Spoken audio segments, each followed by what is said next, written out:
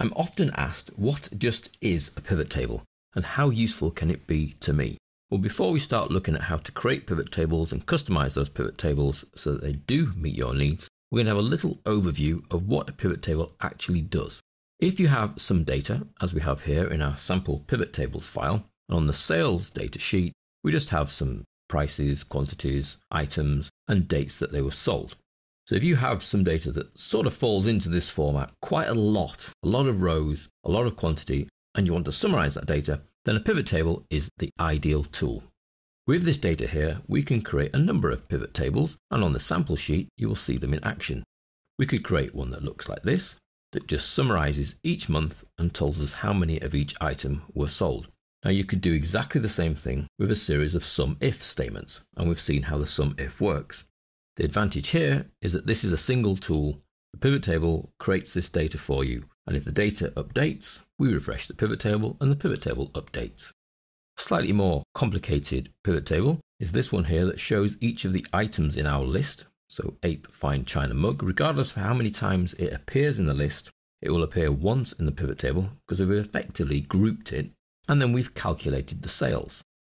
So we've used a calculated field in our pivot table because in the sales data, we can see how many we've sold and the price, and in the sample, we then calculate the total sales. And here we've grouped by the item title. So there's quite a few items, so that's quite a long pivot table. Now another step further than that with your pivot tables is to use row and column headings as we have here. So we see the same items are grouped in the row headings, so that's each of our items.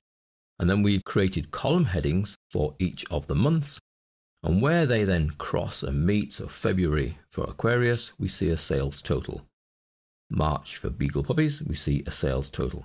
And we can go all the way along to December, and you can see December obviously was a lot busier than the other months, it being Christmas. There we have 146 is the total there for November. And the item is cycling latte mug. So anywhere you are in the pivot table, you see a result. So this is a cross-tabulated table. And you can see that when you hover, it tells you which row you're on, which in this case is the Dun Horses mug and coaster set, and the column is November. So even if it doesn't fit on your screen because of resolution or font size, you can see just by hovering where it gets its value from.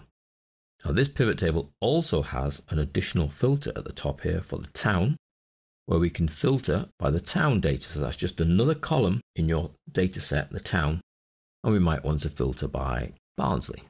Okay, and we see exactly the same little table here, obviously a lot smaller, being filtered by Barnsley. So these are the sales totals for November and August, and those are the items that get sold. Now this page filtering option can allow you to select multiple items, so we could select quite a few of the letter A ones. Let's have most of the letter A ones, shall we? And OK. And we see the sales totals for those towns, so we only see those particular items and the months that they apply to. And in the filter list, the ticks are applied. So that's by selecting multiple items. If I take that tick off, we can only select a single item. Or we can choose all, and all the data will come back. So that's essentially what a pivot table is. It pivots your data around into this summarized data, either in a very simple format, as we saw with the first pivot table, where it was simply summarizing the quantity sold per month, or a more complicated pivot table that has that pivot option effectively with the months across the top, items down the left, where they meet we get the sales total, and then the additional option of filtering that whole table by another one of the columns in your data. Hopefully, you're now interested and captured and you want to learn how to do it yourself.